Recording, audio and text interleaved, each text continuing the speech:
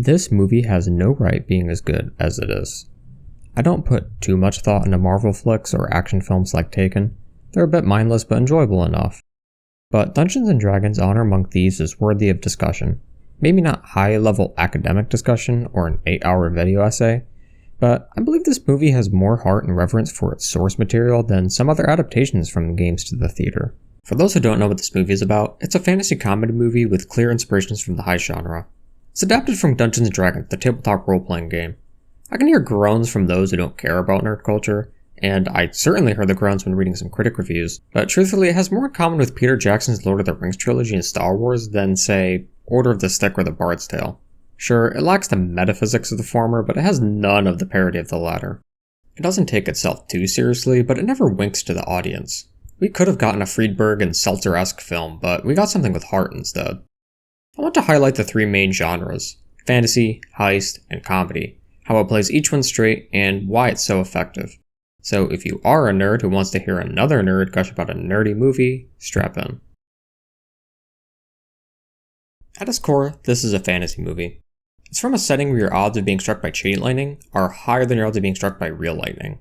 I've picked up fantasy novels where the author throws a million names and concepts at you before you've even finished the first chapter. But the writers here knew that there would be some people in the audience who have no idea what D&D is.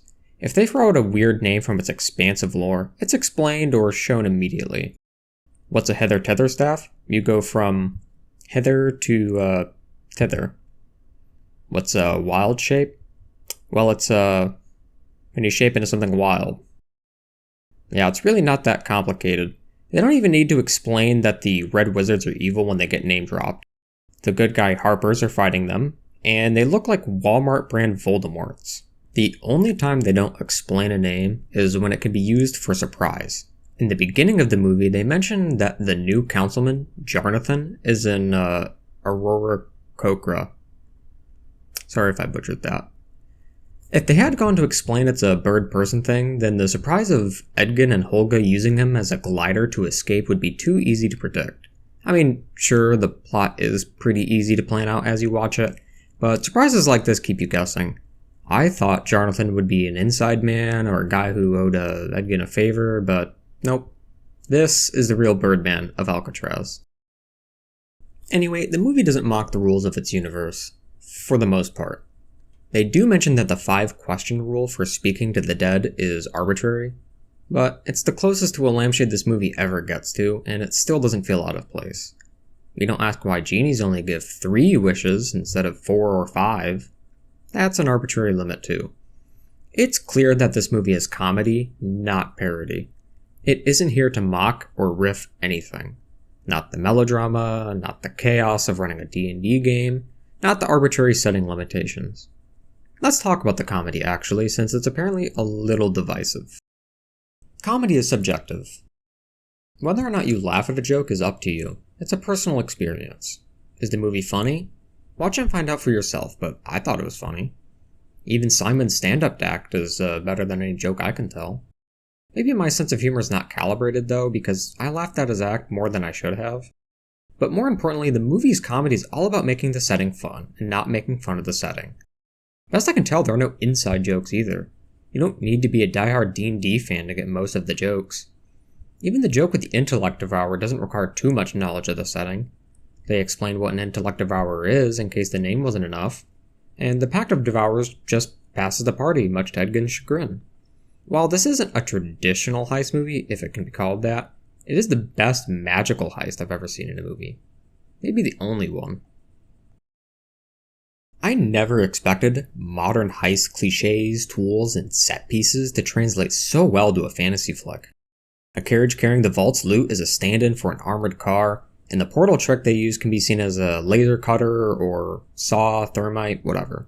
It's not exactly the same, but in 1999 a group of robbers managed to break into a Loomis truck by cutting a hole in the roof. They stole $2.3 million and to this day remain uncaught. Anyway, I could go into detail how great the scenes of them getting to the castle and the vault are, but let's not forget the dungeon. At the end of the day, dungeon crawling is a heist. You need the right tools, you have security measures to avoid, the guards are not looking to make an arrest, and there's always good loot. Yeah, the Underdark scene is not planned out the same way as the infiltration, but it still has an evil being protect its well-guarded lair from a gang of thieves. The only difference between Themberchild and Forge is size. One criticism I've seen floating around is that it seems that magic solves every problem. This is in spite of the fact that Simon groans when everyone suggests he just solves problems with his sorcery, but I have to disagree with this criticism. Magic in this movie is a stand-in for high-tech gadgets of spy thrillers and tech-focused action movies. We don't complain when James Bond dumps oil out of his car to slip up the bad guys, and we don't say, wow, Hardison's hacking sure solved every problem in Leverage. Take the Hither-Tither staff, for example. In the Underdark, it behaves like an elaborate, physics-bending grappling hook and zipline. It gets the party from point A to point B, and let's be honest, you've seen something like that before. Doric's transformation into a fly in the palace when she's spying on Safina and Forge could be replaced with just a tiny drone. They aren't exact one-to-one comparisons, but the movie knows what it's doing. Trust the movie. I like this movie. I'm surprised I like this movie. Marvel-adjacent movies rarely pop up on my radar, but this kept things fresh as an adaptation. It didn't take itself too seriously, it was faithful to the source material in a playful but not mocking manner, and had a real heart that we don't usually see from big-budget films and franchises that have merchandise attached to it. And oh boy, does D&D have lots of merchandise, even for just this film alone. As a family-friendly flick, I wholly recommend it. Even if you aren't a D&D fan, you'll get something out of this movie, I guarantee it.